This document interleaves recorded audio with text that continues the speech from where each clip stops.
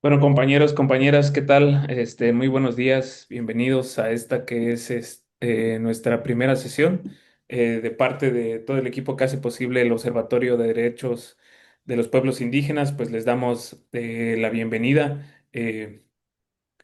a esta nuestra primera, pues como les comentaba, la primera sesión de este proyecto que está impulsando el equipo del ODEPI, junto con eh, diferentes colectivos y diferentes personas que nosotros hemos titulado el nombre de este seminario desde nuestros territorios, conversaciones sobre derechos indígenas, y que tiene sobre todo el objetivo de ser una propuesta de análisis de la realidad, de discusión y de debate para ir creando pues un espacio en donde se puedan reflexionar acerca de diferentes temáticas que consideramos que son importantes para la agenda de los derechos de los pueblos indígenas. También discutir y difundir varios de los hallazgos del observatorio, y también ser un espacio de confluencia para ir tejiendo lazos y redes de colaboración entre diferentes colectivos, organizaciones e integrantes también de la sociedad civil en México. Mi nombre es José Ángel Coyoc y soy el encargado de coordinar los esfuerzos del Observatorio de Derechos de los Pueblos Indígenas, que es una iniciativa también de el Fondo Defensores. Este webinario va a ser periódico. Nosotros hemos proyectado que pudiera ser cada mes dividida en bloques temáticos, en este caso cuatro sesiones que nos permitan abordar con profundidad diferentes aspectos de cada una de las temáticas seleccionadas. El primer bloque de este ciclo del webinario lo hemos denominado Agua y Vida para nuestros territorios, y tiene sobre todo el objetivo de poder reflexionar acerca de la relación de los derechos de los pueblos indígenas con respecto al agua, que como vamos a ver a lo largo de todas estas sesiones, pues tienen numerosas aristas y también numerosas perspectivas. La defensa de los territorios de parte de los pueblos indígenas, pues está también fuertemente atravesados por este elemento que es el agua, que aparte también tiene una carga identitaria muy poderosa en los pueblos, como vamos a tener la oportunidad de ver. Y estamos muy contentos también en el observatorio de poder recibir a Anaid Velasco, que bueno, tenemos el gusto de que sea la primer ponente en este ciclo de nuestro webinario. Me voy a permitir presentarla antes de pasar propiamente a la temática que hoy nos atañe. Anaid Velasco es licenciada en Derecho por la Universidad de las Américas y cuenta con especialidad en Derecho del Comercio Exterior y maestría en Derecho por la Facultad de Derecho de la Universidad Nacional Autónoma de México, ambas con mención honorífica. Con más de 20 años de experiencia, ha desarrollado su trabajo en la investigación, diseño y aplicación de estrategias jurídicas y de política pública en materia de justicia ambiental y climática desde un enfoque interseccional y de derechos humanos. Actualmente se desempeña como gerente de investigación y política pública del Centro Mexicano de Derecho Ambiental y es miembro de diversas comisiones de la Unión Internacional para la Conservación de la Naturaleza. Es autora de múltiples publicaciones para la Oficina en México del Alto Comisionado de las Naciones Unidas para los Derechos Humanos, la Suprema Corte de Justicia de la Nación, la Comisión Nacional de Derechos Humanos, la Comisión Estatal de Derechos Humanos de Jalisco, la Unión Internacional para la Conservación de la Naturaleza, entre otras. Y además ha sido docente en diversas instituciones como la Universidad de las Américas, el Instituto de Investigaciones Jurídicas del UNAM, la Universidad de Medio Ambiente, el Instituto Nacional de Salud Pública y la Facultad Latinoamericana de Ciencias Sociales, Flaxo. Bienvenida, compañera. Nos va a estar compartiendo pues diferentes perspectivas y análisis acerca de este importante cambio legislativo que ha sido la Ley General de Aguas, y pues nos va a ayudar a encuadrar el análisis de las implicaciones que puede tener y que de hecho ya está teniendo para los pueblos indígenas pues esta nueva legislación. Bienvenida, compañera. Muchas gracias, buenos días a todas y a todos. Pues me da mucho gusto estar en ese seminario y bueno, aquí con la gran responsabilidad de ser la primera en esta, no solo el módulo, sino el seminario, así que espero les sea ameno porque en realidad mi enfoque es como bastante jurídico, pero lo voy a tratar de ir desmenuzando para que se vuelva práctico, que también el tema da mucho, ¿no? Porque en realidad esta Ley General de Aguas, que fue aprobada a finales del año pasado, pues toca una realidad cotidiana que tiene que ver con ese acceso que cada día cada uno de nosotros y nosotras hacemos a este líquido, ¿no? O sea, y en realidad no solo es hacer el acceso al agua, sino bajo qué condiciones, bajo qué estándares, pero también cuál es la gestión que está detrás que habilita este acceso al agua. Entonces, voy a compartir una presentación, seguramente me voy a saltar algunas láminas, pero igual la voy a dejar para compartir. Entonces, ¿qué es lo que pasó el año pasado? ¿No? ¿Qué pasó a finales de 2025? Pues, como ya mencionaba, se publica a finales del año, es decir, en diciembre, una ley general de aguas, pero también se modifica una ley que ya existía desde los años 90, que se llama la Ley de Aguas Nacionales. La relevancia de esto es, desde el punto de vista también jurídico y de cumplimiento de derechos humanos, tiene que ver porque la Ley General de Aguas en realidad es un ordenamiento jurídico que se tuvo que haber tenido en 2013, los primeros meses de 2013. Entonces, llevábamos por lo menos 10 años, pero en realidad pues eran 12 casi 13 años, sin un ordenamiento que aterrizara de manera concreta y clara. Esa es la expectativa, ahorita vamos a ir viendo la realidad. Todos estos estándares y también pues qué le tocaba a cada quien, ¿no? Para hacer realidad este derecho humano, que en realidad la Ley General de Aguas es en lo que se enfoca. Mientras que la Ley de Aguas Nacionales es la ley que señalaba, existe desde los años 90 y está sobre todo enfocada a regular la administración del agua, ¿no? Entonces, todo el tema que tiene que ver con concesiones, por ejemplo, con permisos de descarga de aguas residuales, con instrumentos de planeación, por ejemplo, el Plan Nacional Hídrico, en donde es el más alto instrumento, donde se planea cada 6 años qué va a suceder con el agua en el país, desde, pues, digamos, desde las autoridades federales. Todo eso está en la Ley de Aguas Nacionales. Sin embargo, el año pasado se modifica con la intención, nos dijeron, de hacerla más estricta, sobre todo en el tema de concesiones, ¿no? Es decir, ya el incumplimiento, por ejemplo, de una concesión no es solo una administración, es una sanción administrativa, es decir, alguna multa, sino que en algunos casos podría incluso generarse consecuencias del tipo penal, por ejemplo, a quien tenga, a que sea titular de una concesión.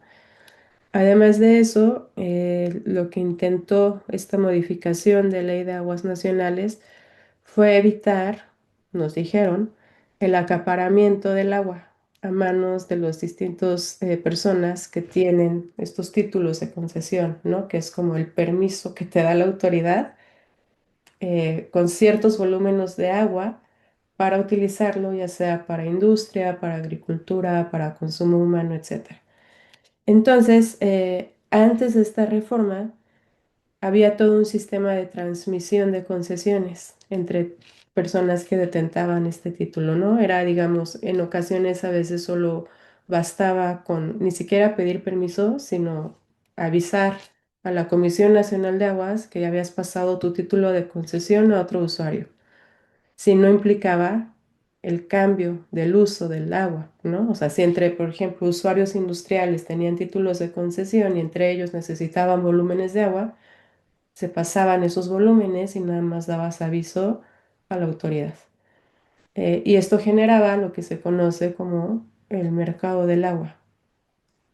Y en casos en que sí implicara el cambio de uso del agua, sí tenías que pedir permiso, ¿no? O sea, decir, bueno, tal persona o tal empresa me va a dar su título de concesión, él lo tiene para uso industrial, yo lo voy a usar para agrícola. Y ahí sí tienes que pedir permiso, ¿no? Pero bueno, todo esto era antes del año pasado. Ahora lo que hacen es ponerle más candados a esa transmisión de títulos. Y además generan un instrumento que le llaman las reservas de agua, en el cual los excedentes de los títulos de concesión o cuando la autoridad retoma estos títulos, se genera como esta reserva virtual de agua en la cual pues también la autoridad, la Comisión Nacional del Agua, puede decidir a qué usos van, pero siempre priorizando el uso para satisfacer el derecho humano al agua. Entonces, digamos, creyeron que era conveniente tener ambas, por un lado la Ley General de Aguas enfocada al derecho humano al agua y algunas modificaciones de manera paralela a la Ley de Aguas Nacionales.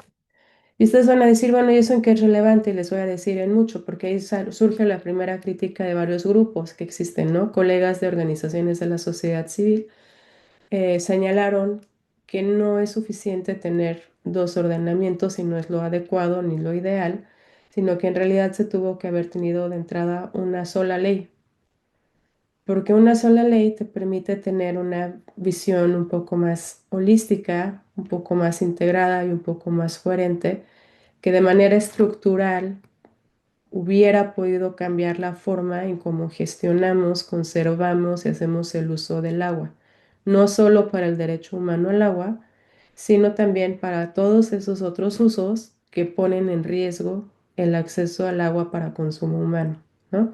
Entonces estamos hablando del uso del agua para industria, bueno, industrial, pero para energía, minería, incluido agricultura, etcétera. Entonces, bueno, en realidad se hacen estos dos, pero ya hubo ahí una primera observación que tuvo que haber sido una. Y entonces yo me voy a enfocar sobre todo en la Ley General de Aguas, que tiene que ver con el derecho humano al agua. Y para eso, algunos precedentes, nada más, o bueno, primero quisiera preguntar a las personas que están conectadas en Zoom si han escuchado hablar del derecho humano al agua o qué implica este derecho.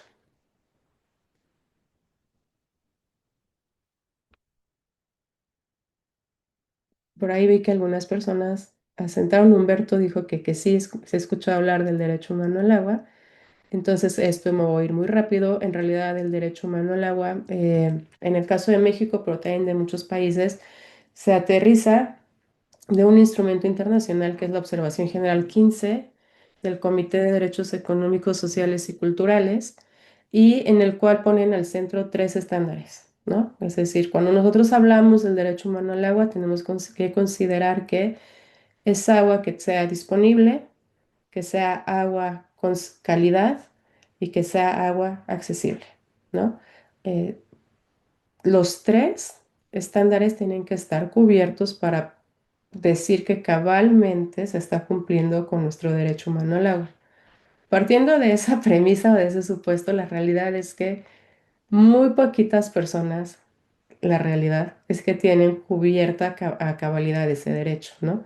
¿Por qué? Porque la disponibilidad implica que el agua esté, por ejemplo, a nuestro alcance no solo de manera física, idealmente de nuestros hogares, pero también hay, digamos, si no puede estar dentro de nuestros hogares o lugares de trabajo o lugares de estudio, puede estar fuera, pero en una distancia que no implique más de media hora ida y vuelta, por ejemplo, ¿no? Entonces, hay una realidad cotidiana que sabemos que hay comunidades y hay lugares donde va más allá de media hora ida y vuelta para poder acceder al agua. Por otro lado, también implica cierta continuidad. En realidad, el estándar señala que del agua debe estar disponible 24 horas al día, 7 días a la semana, ¿no? Entonces, esto también genera un grado de complejidad en su cumplimiento un poco mayor, porque incluso en lugares como la Ciudad de México, por ejemplo, donde yo vivo, pues tenemos prácticas como el tandeo, ¿no? Entonces, ahí hay una interrupción en la disponibilidad del agua. La calidad, bueno, ese es, digamos, sencillo, pero no solo tiene que ver con que el agua sea segura, es decir, que el agua no genere riesgos que puedan comprometer nuestra salud o enfermedades o que puedan contener sustancias tóxicas, sino que también la observación incluso señala distintas calidades del agua. ¿Por qué? Porque no es lo mismo el agua que necesita una persona cuyo, por ejemplo, que está enferma o que tiene su sistema inmunológico muy vulnerable, o una persona recién nacida, o una mujer, ¿no? Que alguien que está, por ejemplo, gozando de su salud al 100%. Entonces, la observación general 15 nos señala es todo esto dentro del estándar de calidad, y finalmente la accesibilidad, que tiene que ver, bueno, lo desglosa en cuatro tipos de accesibilidad. Entonces, tiene que ver con accesibilidad económica o asequibilidad, es decir, que el agua no necesariamente señala que su acceso sea gratuito, aunque sí lo contempla para ciertas situaciones, sino más bien que el pago por los servicios del agua no comprometan el ejercicio de otros derechos humanos, ¿no? Entonces, no tienen que ser pagos exorbitantes, y lo que enfatiza es que no es que necesariamente se esté pagando por el agua, sino por la infraestructura detrás que hacen posible que nos llegue el agua, ¿no? Pero también implica la no discriminación, es decir, acceso universal. Y entonces, esto está bastante interesante porque nos señala que las decisiones que tomen las autoridades, su efecto no debe impedir, ya sea que jurídicamente o de facto, ¿no? En los hechos, las personas podamos acceder al agua, ¿no? Entonces eso es acceso universal, no discriminación. Pongo un ejemplo que creo que es una realidad en nuestro país. Una autoridad, ¿no? De gobierno podría, por ejemplo, estar priorizando otorgar una concesión para uso minero frente a una petición de concesión para uso municipal o el uso doméstico del agua, que es el que satisface el derecho humano al agua. Entonces, esta es una decisión jurídica que tiene consecuencias que en la práctica, en realidad, podrías estar impidiendo que se cumpla con el derecho humano al agua de quien te pidió ese uso del agua, ¿no? Entonces, incluso se podría hablar de un acto con tintes discriminatorios, ¿no? O la generación de política pública en la cual priorizas proyectos de infraestructura o incluso de presupuesto público en lugares que ya tienen acceso al agua frente a otros lugares que todavía están lidiando con este acceso, ¿no? O que tienen retos. Entonces también se podría dar un enfoque de discriminación en la creación de esa política pública. Y eso, fíjense que nosotros hemos estudiado varios de estos programas de infraestructura y presupuestos, y justamente priorizan, por ejemplo, en términos de presupuesto, dar obras sobre todo a ciudades con cierta cantidad de habitantes. ¿Por qué? Porque ahí ellos aplican un principio de derecho administrativo en el cual intentan generar el mayor beneficio al menor costo. Y entonces es una aproximación que va muy alejada de los derechos humanos, con ciertos tintes, desde nuestra opinión, utilitaria, en donde, claro, dicen, bueno, es que si invierto este millón de pesos en una ciudad que ya tiene infraestructura, voy a maximizar el impacto a que si apenas empiezo a meter infraestructura en una comunidad rural, por ejemplo, donde el millón de pesos no me va a alcanzar, pero además pues son, no sé, 200 habitantes o 200.000 habitantes. Entonces, ese criterio desde un enfoque de derechos humanos es discriminatorio. ¿Por qué? Porque además existen varias alternativas, ¿no? Entre ellas las ecotecnias, pero también el manejo comunitario del agua, que puede satisfacer el derecho humano al agua. Entonces, con esto lo que quiero decir es que pensar necesariamente en tubos, en drenaje y tal, no es la única solución para satisfacer este derecho, ¿no? Y en realidad la política pública tiende a priorizar ese enfoque, ¿no? Y no solo es la política, el tema es que también el presupuesto público, que se nutre de nuestros impuestos, tiende a priorizar también ese enfoque de infraestructura, de tubos, de drenaje, de grifos, etcétera. Em, entonces, también esta observación 15, por ejemplo, tiene un apartado muy importante en términos de cuál es el papel que tienen las mujeres, pero también cuál es el papel que tienen los pueblos y las comunidades indígenas frente al cumplimiento del derecho humano al agua. Y entonces, por un lado, la observación 15 nos recuerda que las mujeres deben ser incluidas en los procesos de adopción de decisiones sobre recursos y los derechos en materia de agua, también porque se reconoce que existe una carga desproporcionada en las mujeres para obtener el agua.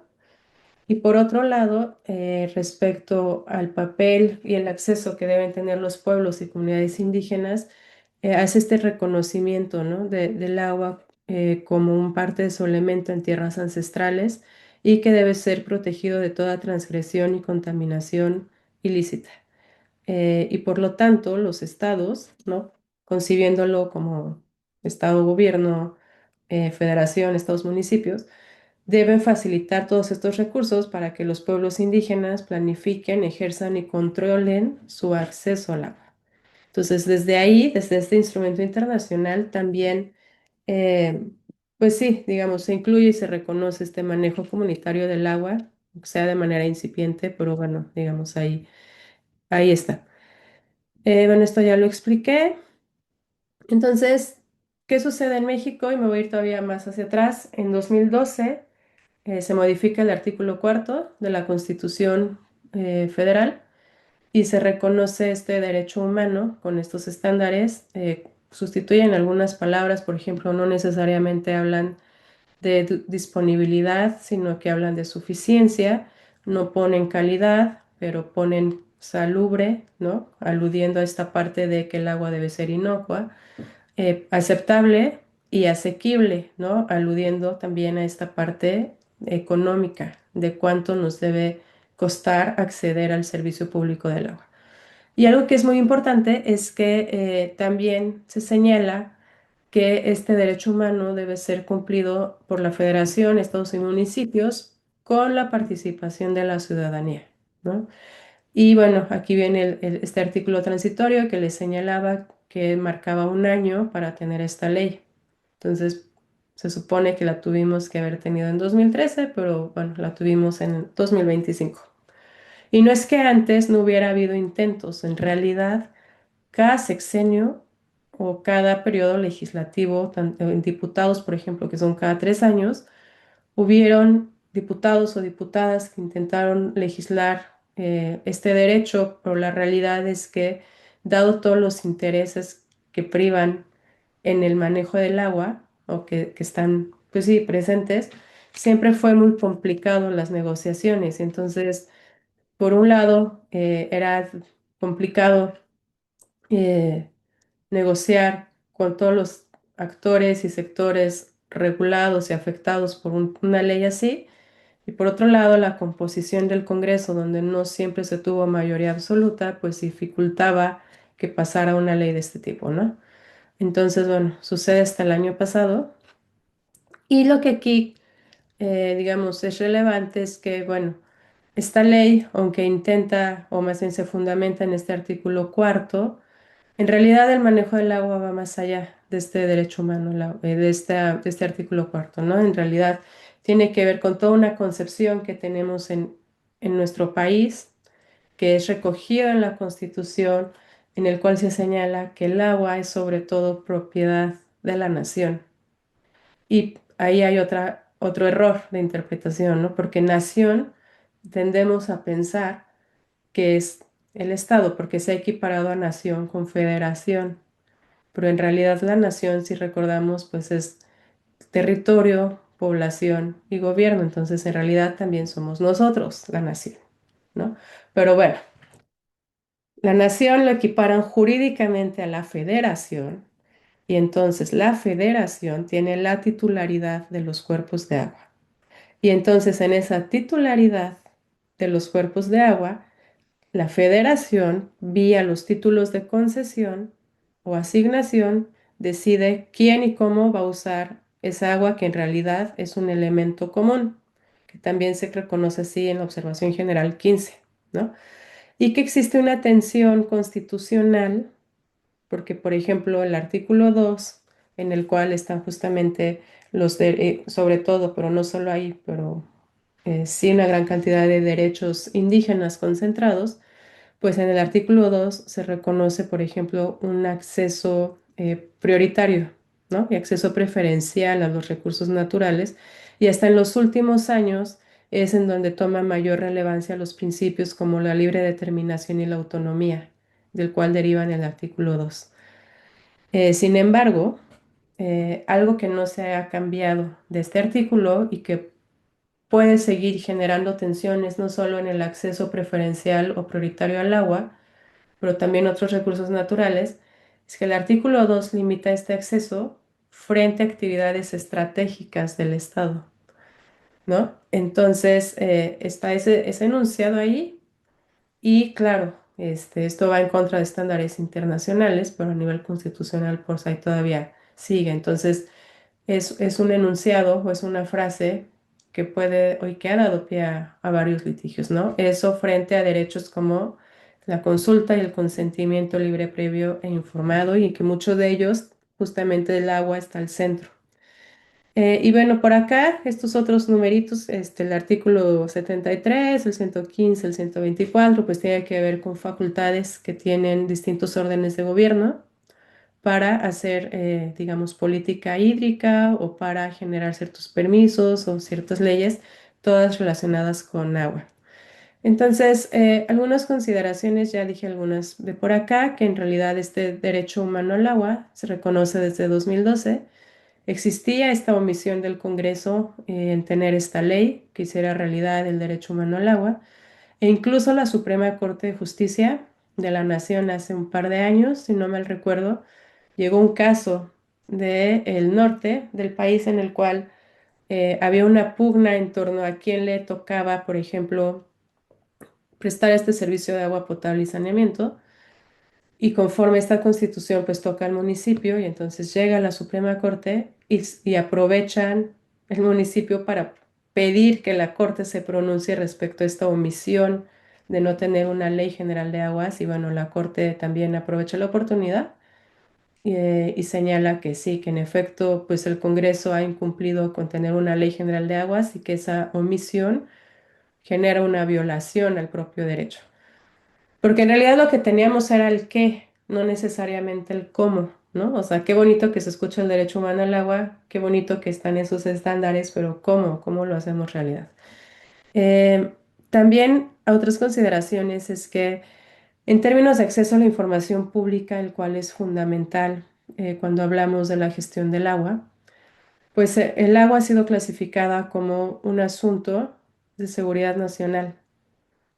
Por ahí en el año 2000 hubo una modificación a este otro ordenamiento en la Ley de Aguas Nacionales y con la intención de elevar el perfil del tema agua en la agenda pública, se señala que la gestión hídrica es de seguridad nacional, pero si nosotros confrontamos eso con las posibilidades de reservar información en materia de acceso a la información, pues generalmente o siempre la seguridad nacional es uno de los candados que nos ponen para acceder a información, ¿cierto? Entonces, de manera discrecional, dependiendo lo que lo pides a la Conagua, a veces te da información y a veces te la niega, diciendo que es información de seguridad nacional, ¿no? Por ejemplo, temas que tienen que ver con concesiones, con volúmenes, con usos, con permisos de descarga. En mi experiencia, a nosotros nos los han negado por considerarlos de seguridad nacional.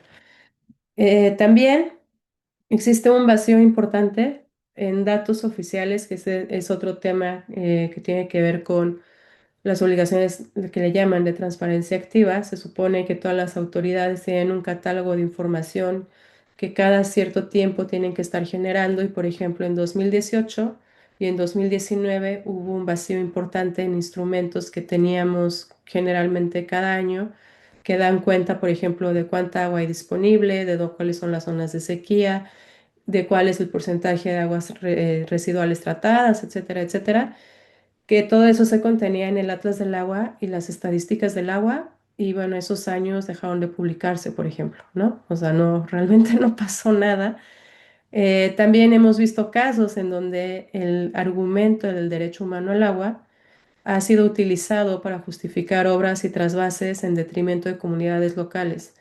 Uno de los casos más, de los primeros que nosotros vimos que se utilizó este argumento, pero seguramente no es el único, pues fue justamente el del acueducto Independencia, ¿no? De la comunidad en Sonora, y la tribu Yaqui, en donde se señalaba que ese acueducto justamente se construyó con el propósito de llevar agua a la comunidad en Hermosillo, ¿no? La ciudad en Hermosillo, haciendo el trasvase del río Yaqui, ¿no? O no, no todo, pero una gran cantidad del río Yaqui, cuando existían además pues acuerdos previos desde la época de Lázaro Cárdenas, en donde en realidad a la tribu Yaqui se le había asignado cierto caudal y control sobre esos volúmenes. Entonces, ahí el argumento del centro fue el derecho humano al agua, ¿no? Generando una vez más tensión entre los habitantes de la ciudad, entre la tribu yaqui, y politizando en realidad pues la obra, ¿no? Que después también llegó a la Suprema Corte, señaló que la obra se tuvo que haber hecho con la consulta de la tribu yaqui, pero en realidad fue una sentencia de imposible ejecución porque el acueducto ya estaba construido. Entonces, en realidad, ¿que estabas consultando, no? Fue como bastante curioso. Em, el año pasado, en octubre, aparece por primera vez esta iniciativa de Ley General de Agua. Aparece en un portal de la Comisión Nacional de Mejora Regulatoria, que es el Poder Ejecutivo. Entonces, es una iniciativa que sale del Ejecutivo. Entonces, en realidad es una ley que se aprobó mucho, muy rápido. O sea, y esto lo pongo al centro también, porque también existen los cuestionamientos en torno a si esta ley tuvo que haber sido consultada bajo los estándares de la consulta libre previa informada, por ejemplo, ¿no? Sí hubo un ejercicio de parlamento abierto en noviembre, tanto en diputados y en el Senado, pero en diciembre, o sea, fue en realidad 2 meses todo el proceso legislativo que fue desde presento la iniciativa, ni siquiera en el Congreso, sino en una instancia del Poder Ejecutivo, llega al Congreso a finales de octubre, noviembre hacemos parlamento abierto y la aprobamos y publicamos en diciembre. Dentro de este ejercicio de parlamento abierto, sabemos, hubieron colegas de sociedad civil, hubieron colegas de comunidades indígenas, pero algo que hay que recordar es que el parlamento abierto no cumple con los estándares de la consulta libre previa informada.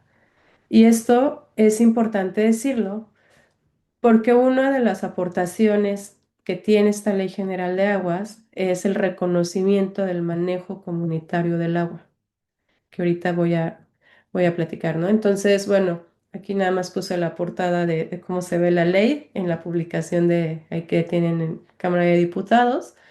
Se publica el 11 de diciembre. Y bueno, tienen algunos principios rectores, como el principio pro persona, el principio de no discriminación. También ponen en relieve la importancia del derecho a la participación ciudadana, este principio de progresividad en el cual básicamente es decir, bueno, tanto la política hídrica, pero las leyes e incluido el presupuesto tienen que tender a ser cada vez más protectores, ¿no? Ahí va la progresividad. Y un principio que viene mucho o viene sobre todo del derecho internacional, pero lo aterrizaron muy, muy mal en esta ley, que es el principio indubio pro aqua. Y este principio lo que señala es que, como tuvo que haber quedado, porque así es como se gestó en la comunidad internacional, es que en caso de dudas, ¿no? O cuando tengas incertidumbre sobre las consecuencias que pueda tener un acto, debes tomar la decisión que más beneficie la conservación del agua. Eso es el indubio pro agua. Pero aquí, como en México lo regularon, fue en caso de dudas, tal y tal y tal, debes tomar la decisión que beneficie más el cumplimiento del derecho humano al agua. Es muy diferente. Es muy diferente porque el derecho humano al agua está acotado a ciertos usos y a ciertos volúmenes y a ciertos límites e incluso a una visión antropocéntrica, ¿cierto? Porque es para satisfacer nuestras necesidades vitales. Mientras que el indubio pro agua en realidad es un principio que va más allá de eso, ¿no? Es decir, vamos a proteger el elemento agua por su valor intrínseco y entonces lo vamos a proteger en ríos, lo vamos a proteger en lagunas, lo vamos a proteger en océanos, etcétera. Entonces, bueno, eso es algo que desde nuestra organización observamos, pero la realidad es que fue ignorado y entonces ahora en México el indubio pro agua significa que debes favorecer el derecho humano al agua, lo cual se oye bonito, pero en realidad no era necesario porque ya existía la obligación de priorizar este derecho vía otros instrumentos. Algo que también hace esta ley es que reconoce la interdependencia que existen entre derechos humanos, ¿no? De manera puntual, se integran en la ley 4, que es la interrelación que existe entre el derecho humano al agua y el medio ambiente sano, derecho humano al agua y salud, derecho humano al agua y saneamiento, y esta parte de igualdad sustantiva y de género, pues todo esto muy alineado a lo que les compartía relacionado con la observación general 15. Y aquí está también importante señalar que el saneamiento, desde este enfoque de, o más bien hablando del derecho humano al agua y saneamiento, no necesariamente tiene que ver con la manera en cómo eh, restauramos un cuerpo de agua, ¿no? Es decir, cómo restauramos un río, porque eso también es saneamiento, o cómo hacemos, cómo bajamos los niveles de contaminación de no sé, de un pozo. En realidad, el saneamiento en el contexto del derecho humano al agua tiene que ver con la manera en que accedemos a instalaciones y servicios sanitarios seguros, dignos, asequibles y culturalmente aceptables, ¿no? Entonces, dicho de manera muy coloquial, es el derecho de tener un baño o una instalación para poder ir al baño de manera digna. Eso es el saneamiento, derecho humano al saneamiento. Y bueno, esta parte también muy importante sobre igualdad sustantiva y de género, les decía, reconociendo el papel central que tienen las mujeres y entonces reivindicando su participación paritaria en la toma de decisiones en torno a la gestión del recurso hídrico, que en realidad es el elemento agua, que también deben tener acceso y control en igualdad mediante políticas para ello creadas con enfoque de género. También de la política pública se supone debería tener perspectiva de género y un enfoque interseccional y sobre todo proteger la salud e integridad, ¿no? En el ejercicio de estos derechos de agua y saneamiento. Algo muy importante también es que al tratarse de una ley general, pues lo que hacen las leyes generales, cuando ustedes vean ley general, pues se supone que está distribuyendo competencias, es lo que les decía hace unos minutos, ¿no? O sea, ¿qué hace cada quien? ¿Qué puerta toco? Por ejemplo, si se me interrumpe mi servicio de agua potable, ¿no? Por falta de pago, que eso no debería pasar, eso es inconstitucional, pero bueno, a quién le debo escribir? ¿A Conagua o al Estado o al municipio? ¿A quién? Entonces, esta ley, aquí puse algunas, no las voy a decir todas, pero por ejemplo, justo la Federación hace toda una estrategia nacional para cumplir y garantizar el derecho humano al agua. Y se supone que la federación debe priorizar este derecho, repito, frente a otros actos administrativos, por ejemplo, otorgar títulos de concesión para otros usos. Mientras que los estados siempre estuvieron como en un área gris, ¿no? Estaba siempre muy claro qué hacía la federación y qué hacen los municipios y decían, bueno, ¿y el estado qué hace en todo este juego del agua? Aquí intentan darle un poquito de de mayores responsabilidades. Entonces, se supone que los estados, por ejemplo, deben supervisar la prestación de los servicios de agua potable y saneamiento. También regulan este aprovechamiento del agua y la contaminación, intentando que esta pues sea mínima. Y promueven la captación pluvial. ¿Por qué? Porque también se incluyen algunos artículos que reconocen pues la captación de aguas de lluvia como una alternativa para cumplir con este derecho. Mientras que los municipios, pues también son quienes prestan directamente el servicio de agua potable y saneamiento, hacen toda la programación y todo este presupuesto y, bueno, promueven participación ciudadana en la gestión del agua. Y bueno, y ahora sí entrando, creo que lo que me parece más interesante es estos sistemas comunitarios y la gestión comunitaria del agua. La Ley General del Agua se incluye varios artículos en donde se reconocen estos sistemas comunitarios y reconocen que prestan este servicio de agua potable y saneamiento sin fines de lucro, basados en sistemas normativos propios, pero hay un gran pero. El pero que vemos en la ley es que los reconocen en aquellas zonas donde no hay servicio municipal o intermunicipal. Entonces, desde mi perspectiva, y no solo es mía, varios colegas de sociedad civil, por ejemplo, esto que estoy poniendo aquí de los artículos que dice 40, en realidad está en el artículo 40, eh, hicieron propuestas señalando que esto, pues en realidad no es la manera ideal de reconocer el manejo comunitario del agua, porque sigues priorizando una visión de gestión desde el Estado, ¿no? Es decir, yo te reconozco siempre y cuando tú estés fuera de mi jurisdicción, fuera, o sea, si no me alcanza mi servicio de agua potable y saneamiento, entonces sí, ya te reconozco. Pero ¿qué pasa con todos aquellos sistemas de manejo comunitario, como sucede dentro de una ciudad, ¿no? O dentro de zonas que sí hay un servicio municipal del agua, pero por prácticas ancestrales, por el ejercicio de la libre determinación, del derecho a la autonomía, la comunidad maneja desde antes su agua. Ahí no está reconocido, ¿no? O sea, existe una tensión, porque la ley se limita, ¿no? Y entonces pone estas, pues sí, estas barreras. Señala que sí habrá respeto a usos y costumbres y que existirá una especial protección a pueblos indígenas y afromexicanos. Pero bueno, en realidad, por ejemplo, hay toda una ley modelo regional que hicieron los colegas de Cloxas, que son las personas expertas o uno de los cuerpos expertos en regular este manejo del agua y reconocerlo, más que regularlo, es reconocerlo. Y también, ¿no? O sea, señalaban esta, haciendo contraste entre esta ley modelo y cómo quedó en nuestra ley, pues existen tensiones y, visto de manera positiva, pues áreas de oportunidad. Por otro lado, este manejo solo se va a hacer para satisfacer el uso personal y doméstico y una vez más sin fines comerciales. Y algo que es muy importante señalar, hace ratito también mencionaba el clásico ejemplo de qué sucede, bueno, cuando nos cortan el servicio del agua por falta de pago, pues la ley aquí de tajo prohíbe eso, ¿no? O sea, en realidad esa práctica de suspender el suministro de agua por falta de pago no se debe hacer. Ya la Suprema Corte hace varios años había señalado en ese sentido, pero ahora la ley lo retoma.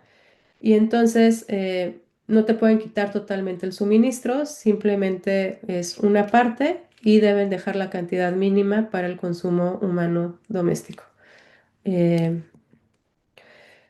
la gestión del agua, además, aquí hay un montón de leyes que pongo y que visibilizo. Pues no solo es la Ley General de Aguas y no solo es la Ley de Aguas Nacionales, en realidad son al menos estas leyes federales y generales, pero también si nos vamos a cada estado tiene sus leyes estatales, tanto de protección al ambiente, algunas tienen de servicios de agua potable y saneamiento, sus leyes hacendarias, etcétera, etcétera, más toda la normativa. Entonces, en realidad, si nosotros queremos intentar incidir en esta gestión del agua. Sí, estos dos instrumentos son centrales, la Ley General del Agua y la Ley de Aguas Nacionales, pero hay muchas otras leyes que tienen un impacto directo en la manera en cómo utilizamos el agua y de manera tradicional pensamos en la ley de minería, ¿no?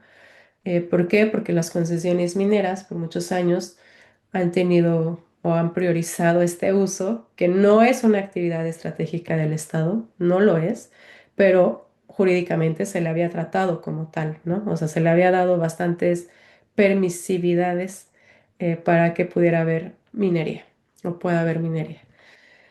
Entonces, algunas perspectivas es que, bueno, tenemos una ley que, digamos, por fin podemos decir, después de una década, medianamente celebrar que ya tenemos una ley general de aguas, que se supone va a ser realidad el derecho humano al agua. Sin embargo, pues si bien reconoce esta gestión comunitaria y reconoce ciertos principios y esta interdependencia, nosotros notamos que todavía existe tensión como la ley quedó, ¿no? Por ejemplo, ya mencionaba este del principio indubio pro aqua, pero también tensión entre la autonomía y la libre determinación que debe caracterizar a los sistemas de manejo o gestión comunitaria y cómo quedó en la realidad, ¿no? Cómo quedó en el papel. Hay tensión. El proceso de aprobación de la iniciativa tomó 2 meses. Y aunque hubo este ejercicio de parlamento abierto, la realidad es que, por un lado, se cambió muy poquito de la ley, ¿no? O sea, fueron por lo menos 4 días que en diputados llamaron 4 jornadas intensivas de participación pública y hubieron cambios menores de, si uno compara cómo estaba la ley antes de este ejercicio y cómo quedó, la realidad es que fueron muy poquito lo que realmente se modificó. Eh, pero además, lo que ya señalaba, este ejercicio de parlamento abierto no cumple y no es equivalente a la consulta libre previa informada bajo los estándares del convenio, aquí me equivoqué, me faltó, fue un error de dígitos, el 169 de la OIT. eh, y es relevante, ¿por qué? Porque, o sea, es como curioso, por no decirlo menos, y reconocer el manejo comunitario del agua sin traer a consulta o hacer una exploración o un diagnóstico de cómo es este manejo, cómo tendría que ser y cómo tendría que ser reconocido, ¿correcto? Entonces, bueno, estas son algunas reflexiones y bueno, y de manera muy, muy rápida y sucinta hacer este repaso de lo que pasó el año pasado.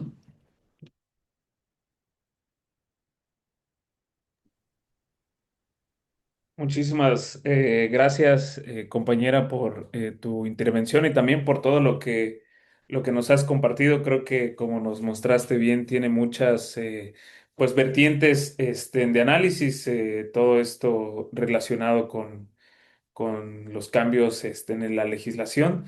Eh, Creo que vamos a pasar ahora a la parte de preguntas, comentarios. No sé si alguien tenga alguno que nos esté viendo en Facebook o que esté también aquí ahora en el Zoom. Está disponible para escuchar su intervención, sus dudas y sus comentarios.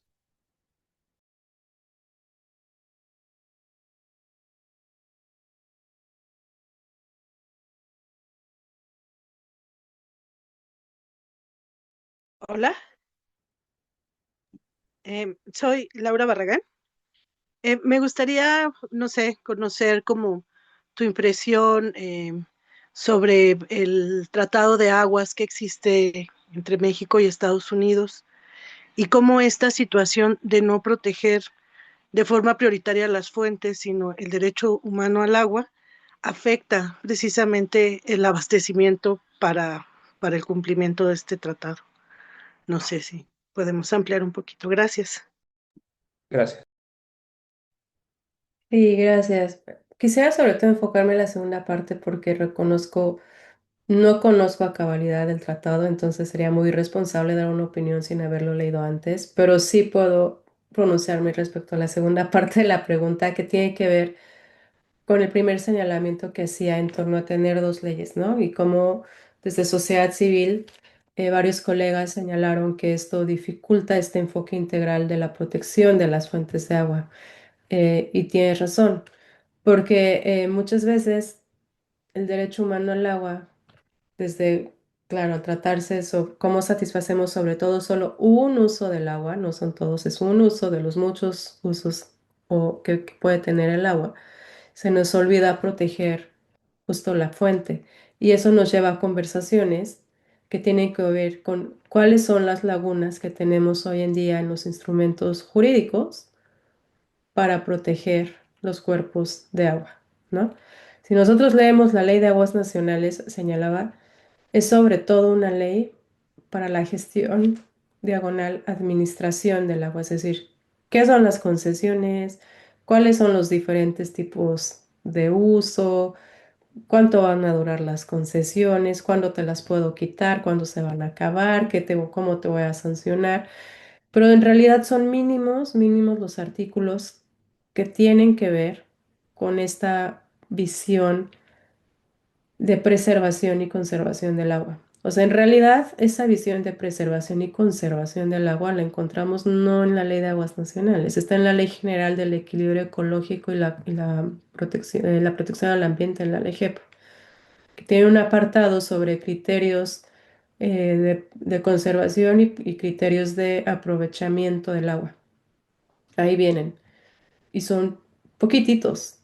Entonces, esto lo que nos deja ver es que desde el entramado jurídico, la conservación del agua pues no refleja ser una prioridad y creo que eso también no es la única, evidentemente, pero sí es una explicación de las cuales pues también nos encontramos en la crisis que nos encontramos, ¿no? O sea, no solo en el acceso para consumo humano, ¿qué pasa con el agua para los ecosistemas? Por ejemplo, la Ley de Aguas Nacionales reconoce en sus definiciones, que me parece es el artículo 3, el uso ambiental del agua. ¿Qué es ese uso ambiental del agua? En realidad se refieren al caudal ecológico o el volumen mínimo que necesitan los ecosistemas para poder seguir prestando bueno, los servicios ambientales o seguir funcionando. Pero erróneamente nuestra ley de aguas nacionales lo equipara a un uso. Y entonces, ¿qué hace? Lo pone a competir con los otros usos. O sea, no lo ven como una línea mínima base, un presupuesto básico fundamental que debes tener cierta cantidad de agua en los cuerpos de agua.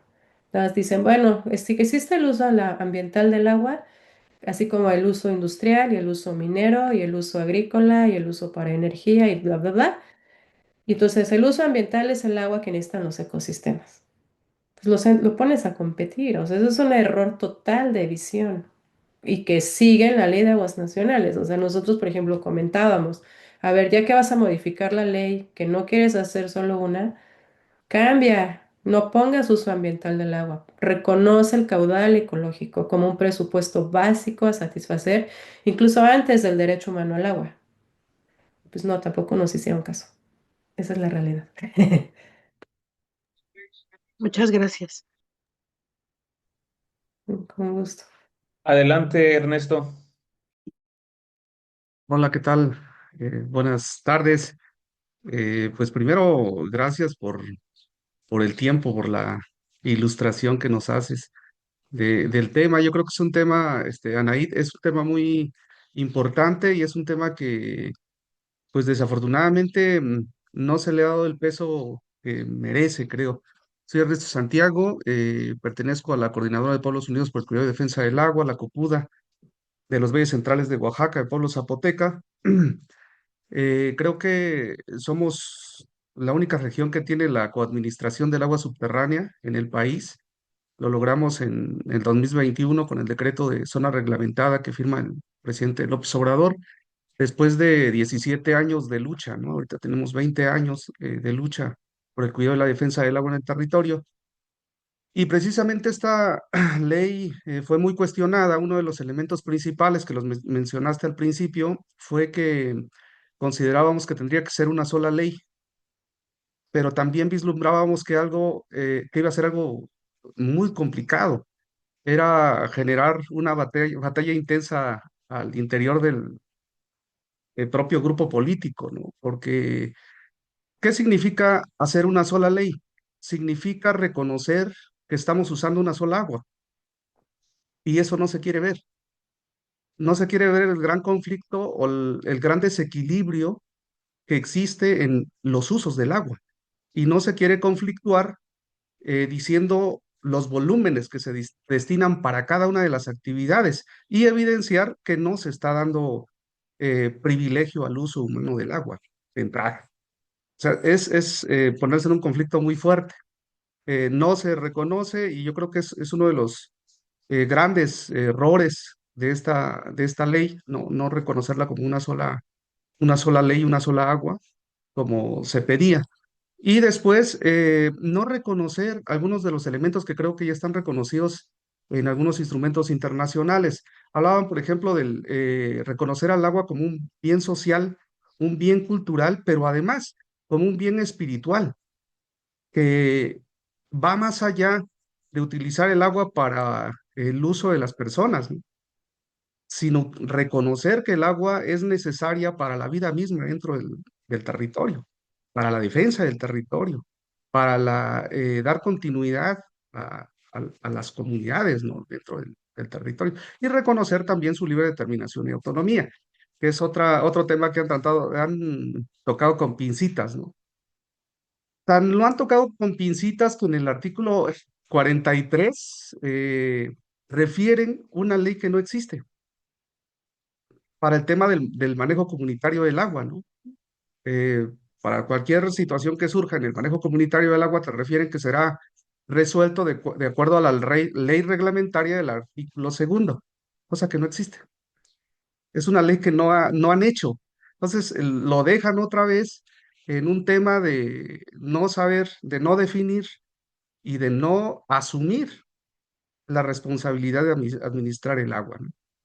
Y de fondo, finalmente, creo que es preocupante que no se reconozca el principio de nación y se quiera monopolizar y decir que la nación es el grupo político que está en funciones en momento, ¿no? El gobierno mismo, ¿no? Pues yo creo que eso evita que haya responsabilidad social, eso mantiene al margen la participación ciudadana y precisamente creo que es un gran obstáculo para la gobernanza comunitaria del agua, ¿no? Creo que son elementos que tendrían que haberse incluido de manera más específica. En la región Te Cuento hemos avanzado en el tema de la coadministración del agua, pero seguimos teniendo muchos retos, porque no se reconoce el tema de la captación de agua, ni se practica, ni se impulsa. O sea, solamente en las 17 comunidades que formamos parte de la Copuda tenemos más de 600 obras de captación de agua. De esas 600, yo te invitaría a adivinar cuántas tienen inversión del gobierno, ¿no? Cuántas las ha hecho el gobierno. Y en realidad son obras comunitarias que se hacen a base de los recursos de las comunidades en gran parte y en base a instituciones que prevalecen en las comunidades como el TEQIO, ¿no? Que es el trabajo colectivo para el bien común. Y es algo que no se está promoviendo por parte del Estado. Y así como otros elementos más que siguen sin tener apoyo por parte del gobierno y que al contrario, ¿no? De pronto pareciera que es una afrenta. En algún momento se acusaba que se pretendía una balcanización del país. No, no era tal.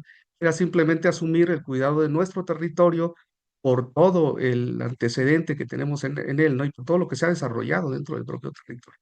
Entonces, creo que es un buen análisis, es algo que nos sirve mucho y que nos sigue poniendo en- el punto en discusión, ¿no? Que es algo que creo que no podemos soltar, que está ahí, que ahorita ya está escrito, pero las leyes no están escritas en piedra, y al final de cuentas creo que se pueden modificar y que siempre tendríamos una oportunidad de avanzar, ¿no? Entonces, pues es mi comentario y pues agradecer a todo el grupo de defensores. Gracias, entonces, por esto, porque nos ayudan mucho. Gracias, Anaid. Bonita tarde.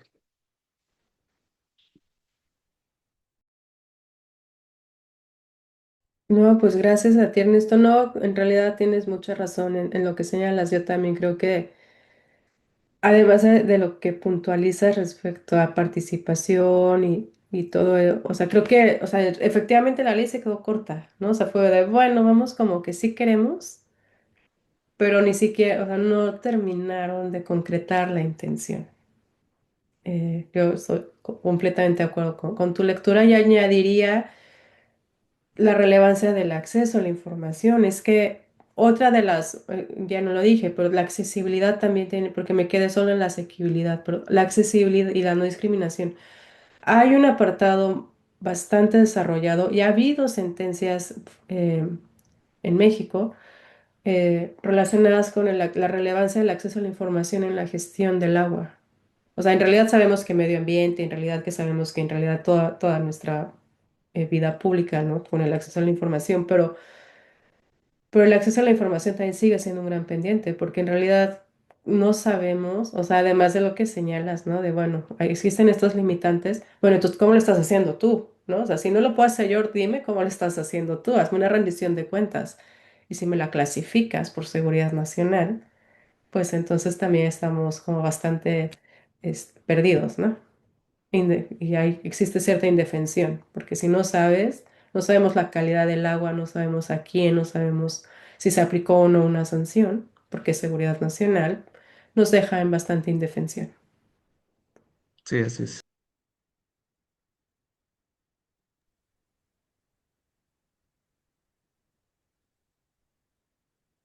Adelante, Humberto. Buenos días, compañeros, compañeras. Muchas gracias por por compartir su experiencia, Anaid, Ernesto. Yo más bien como que, bueno, estamos en este momento, venimos de la historia que nos compartiste, preguntarles si habría uno, dos, tres puntitos en los que como organizaciones, como colectivos, como pueblos, tenemos que fijarnos y enfatizar como para seguir avanzando, digamos, de manera adecuada y conveniente en la lógica del derecho humano al agua.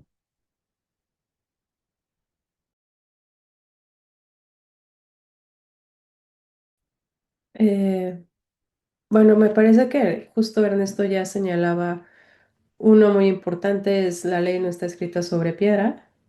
Bueno, ya existe. Ahora, por un lado, o sea, ¿cómo hacemos para ampliar, ¿no? Sus alcances, sus contenidos de forma que realmente refleje lo que es necesario?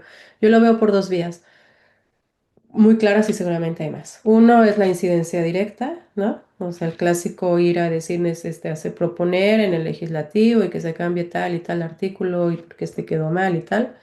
Y el otro, pues sí, es vía la judicialización, ¿no? O sea, en realidad, por ejemplo, antes de que existiera esta ley, existieron muchas sentencias relacionadas con el derecho humano al agua. O sea, más bien fue el Poder Judicial el que avanzó generando ciertos ámbitos de reconocimiento y protección en torno a este derecho que el Poder Legislativo. Entonces, sí es una ley, pero hay otras vías, ¿no? O sea, existe el Poder Judicial, en el cual también se pueden avanzar estándares y la implementación, eso también, ¿no? O sea, estar probando cómo esta ley, lo poquito o mucho que pudo avanzar, realmente se está aplicando en la realidad y sí, o sea, creo que vía también poder judicial se puede, o sea, se podría, o al menos se avanzó en los años previos.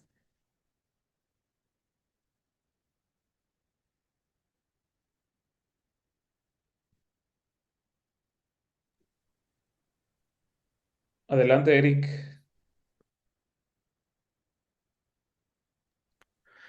Hola, buenas compas. Soy Eric Nava del Fondo Defensores. Gracias por el tiempo y el conocimiento que nos compartes. La verdad es que quienes no somos muy, bueno, más bien somos todos unos amateurs en las cuestiones legislativas, pues nos cuesta mucho trabajo a veces entender en qué se avanza, en qué no, todos como las zonas grises de muchas de las cosas que se legislan, ¿no? Pero ahorita que también comentaban, yo creo que una de las áreas importantes en lo que viene, pues es la parte de la incidencia, sobre todo porque como hizo el comentario Ernesto, eh, pues se remita a una ley que todavía no existe, ¿no? Y que debió, según yo, ser publicada en enero anterior. Y es algo que se va retrasando y retrasando. Y muchos de los amparos e incluso ya sentencias de la Suprema Corte de Justicia, de la nueva Suprema Corte, están remitiendo a esa ley que no existe.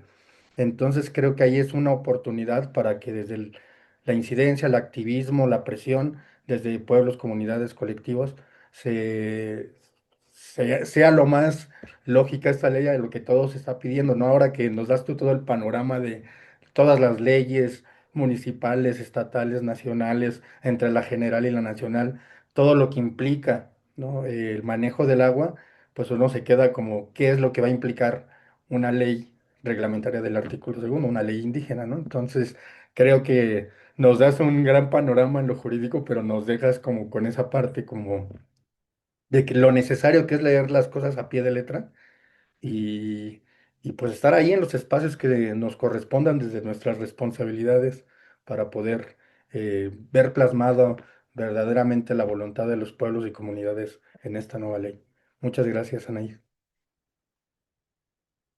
Gracias a ustedes. Ah, veo la mano de Ernesto. Y ahorita digo otro comentario que termine el compañero. Ok. Sí, yo creo que, bueno, pues siguen habiendo muchas cosas que hacer y pues como comentábamos, ¿no? No es algo terminado.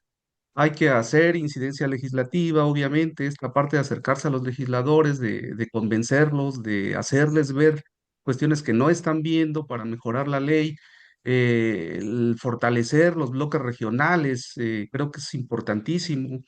Es algo que al final de cuentas articula, fortalece el posicionamiento de muchas cosas que están haciendo falta en la ley. El sustento técnico jurídico también creo que es algo que se tiene que trabajar. En el caso de nosotros, te comparto brevemente, en la Copuda hace poco tuvimos una discusión interna de si presentar un amparo para el tema de la ley, por tema de inconstitucionalidad y algunos otros elementos. Al final de cuentas, decidimos no hacerlo porque la Copuda siempre ha ido, si bien es cierto, el logro que tuvimos fue mediante un amparo directo que se presentó en 2011 y que ordena una consulta indígena y después se da el reconocimiento de la coadministración.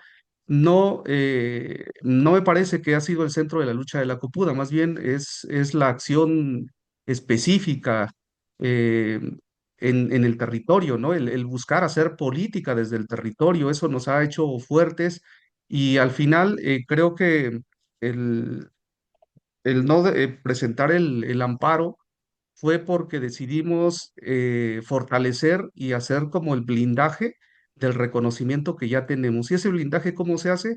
Haciéndolo efectivo en el territorio, ser el ejercicio efectivo del derecho reconocido en el territorio, escalar a nivel regional. Esta parte de lo que hacemos, escalarlo un poco a las comunidades, es algo que es un poco difícil porque se le apuesta mucho, muy poco a esto, pero al final de cuentas creo que es algo importante. Eh, el tema de la incidencia administrativa también hay que trabajarlo con agua, ¿no? Porque de pronto pareciera que son enemigos y los vemos de lejos y tú en lo tuyo y yo en lo mío. No, lo tuyo me afecta, por lo tanto también tengo que visualizarlo y verlo, ¿no? Uno de los elementos que hacen o efectiva la coadministración después de que se emite el decreto en 2011 de zona reglamentada, eh, buscamos la firma de un convenio de coordinación entre la CONAGUA y las comunidades que se logra en 2022. Y precisamente este convenio de coadministración lo que busca es eso, hacer la incidencia administrativa de la CONAGUA, por lo menos dentro del acuífero 2025, que es el acuífero en el que se logró, ¿no? La coadministración. Y bueno, yo creo que se pueden impulsar también muchísimos otros elementos como la propia comunicación, la difusión, el generar documentos pedagógicos, incluso que pudieran acercar estas visiones al resto de la población. Quizás por qué es importante priorizar el uso doméstico, por qué es importante el consentimiento o por lo menos el conocimiento previo cuando se dan las concesiones, ¿no? En los territorios.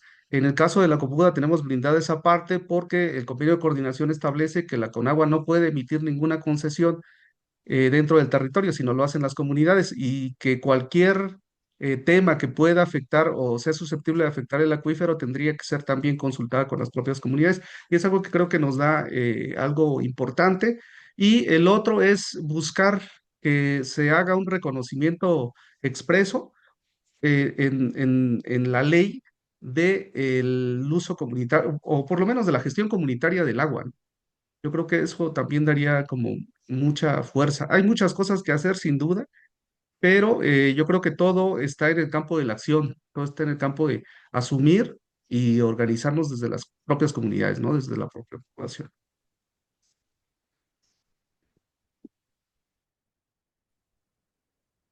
Sí, justo, nada más, qué bueno, porque iba hacia allá un poco, porque yo hablé también de judicialización que me gana mi sesgo, pero creo que también algo muy importante es pues poner en práctica lo que ahora hay, ¿no?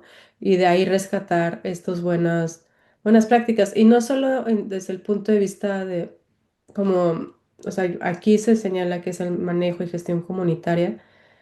Pero recordé, ¿no? Que hace, por ejemplo, hace muchos años, yo ahorita fui bastante crítica del uso ambiental del agua, ¿no? Porque lo pone a competir con otros usos. Perdón, pero hace muchos años, ay, perdón, minutos,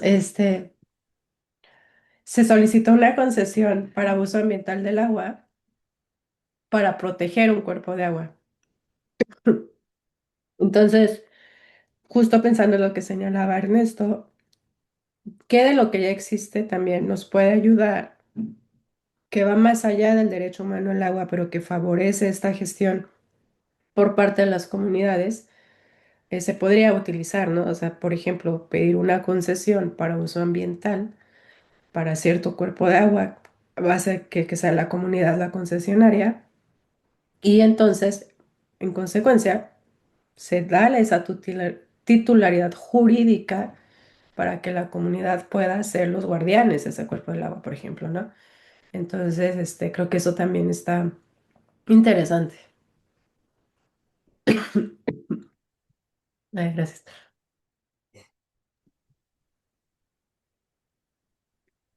Gracias. ¿Alguien más tiene algún comentario, alguna pregunta? Leo aquí en el chat un comentario de la compañera Anabela.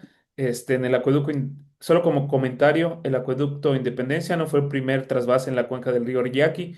Primero se trasvasó agua a la cuenca del Mayo en los 80 para uso agrícola. El segundo fue la construcción del acueducto Yaqui-Guaymas en los noventas que trasvasó agua de la cuenca del río Yaqui al Matape. Muchas gracias por tu comentario, compañera. Tenemos también un comentario más en el Facebook que en un momento más les voy a leer. No sé si tenga alguien aquí en el Zoom algún comentario, alguna duda, alguna pregunta.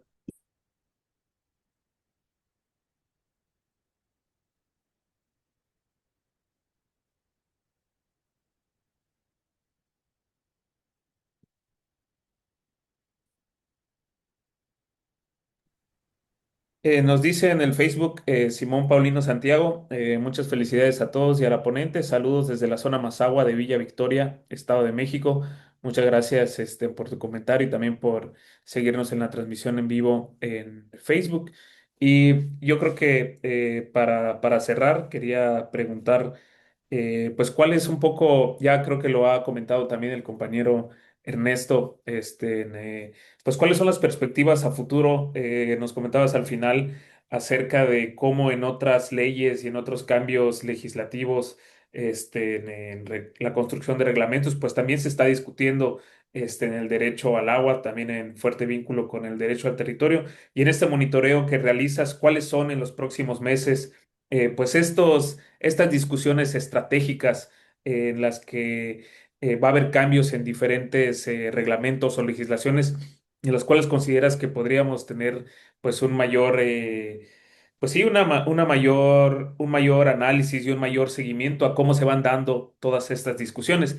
Y lo digo porque algo que alimentó que habláramos pues de todos estos cambios legislativos sobre la Ley Nacional de Aguas, pues tenía que ver con algo que comentó el compañero Ernesto, que nosotros también habíamos detectado desde el observatorio y desde el programa de investigación y análisis, que era lo que nosotros considerábamos lo poco que se había discutido, al menos con la importancia que merecía, tanto en la opinión pública y también a partir de discusiones en las diferentes organizaciones y en todos los niveles, no solo en el nivel federal, sino en el nivel estatal. Y entonces hacia allá va mi pregunta, ¿no? ¿Cuáles son esos otros cambios legislativos en donde se están discutiendo estas temáticas vinculadas con el derecho al agua?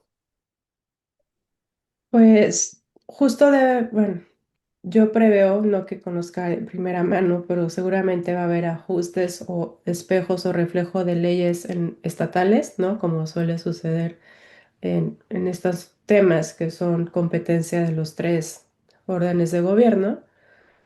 Pero más que cambios bueno, ya señalaban el otro, ¿no? Esta famosa ley que no existe del artículo 2, ¿no? Que lo tienen bastante bien mapeado. Más que cambios legislativos, yo veo los instrumentos de política pública que también hay espacios, muchos espacios de incidencia que se van a generar vía consultas públicas, tanto electrónicas como incluso pedir tal vez físicas, ¿no? En esta Estrategia Nacional de Derecho Humano al Agua, por ejemplo, o la política hídrica, ¿cuál va a ser?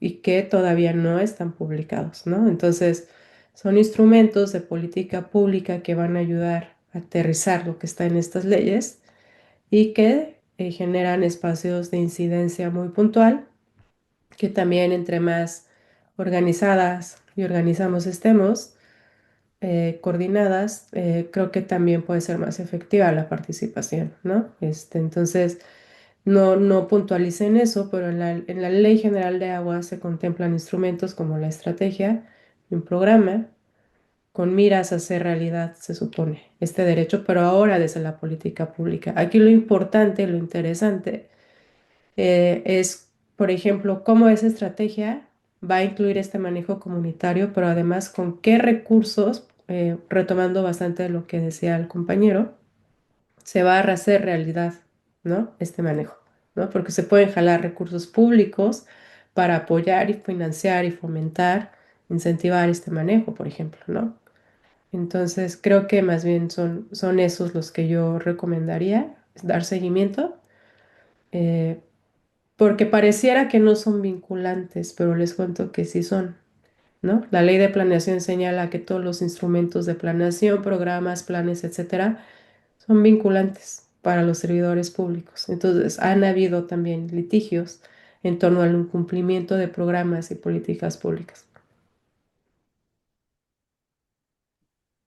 Pues muchísimas gracias, por todo lo que nos compartiste en esta primera sesión de este ciclo. Les comparto también que, como decía al principio, vamos a tener una sesión cada mes. El próximo mes vamos a estar hablando acerca de un informe de los defensores, con un énfasis en los defensores del agua en Oaxaca, y después en abril vamos a estar hablando acerca de la experiencia de la defensa del agua en la península de Yucatán frente a las granjas porcícolas, para cerrar en mayo también hablando acerca de la defensa de los ríos en México. Y esto pues con el objetivo de poder tener una visión lo más amplia posible. Esta sesión la vamos a subir también a nuestro canal de YouTube, el cual les invitamos a seguir, este, para poder pues estar al tanto de cada una de estas sesiones, y en donde seguimos recibiendo sus comentarios, sus preguntas, para poder abonar a a la discusión. Eh, Nada más quería pues preguntarte en dónde podemos seguir tu trabajo de análisis, en las diferentes publicaciones, y también de la organización donde participas. Ah, claro. Bueno, yo trabajo en el Centro Mexicano de Derecho Ambiental, entonces en el sitio de SEMDA justo salió nuestro análisis de esta ley y un posicionamiento, y varias publicaciones que tienen que ver con el derecho humano al agua que hicimos colegas y yo. No soy sola, en realidad es todo un equipo de trabajo.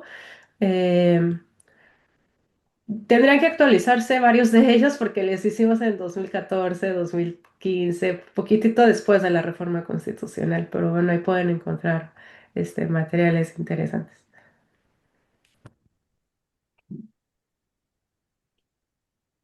Bueno, pues muchísimas gracias, por acompañarnos en esta sesión. Gracias a ustedes. Muchas gracias también a los que estuvieron escuchándonos, intercambiando pues todos estos puntos de vista. Nos vemos el próximo mes, y también les invitamos a seguir las actividades del Observatorio de Derechos de Pueblos Indígenas en sus diferentes redes, en nuestra página web y en las diferentes actualizaciones en nuestras redes sociales como Facebook, Instagram y ahora YouTube. Muchas gracias. Muchas gracias, compañeros, compañeros. Un Gracias. abrazo. Buen Que día, estén muy hasta bien. luego. Gracias, Anaí. Gracias. Gracias a Hasta luego. ustedes.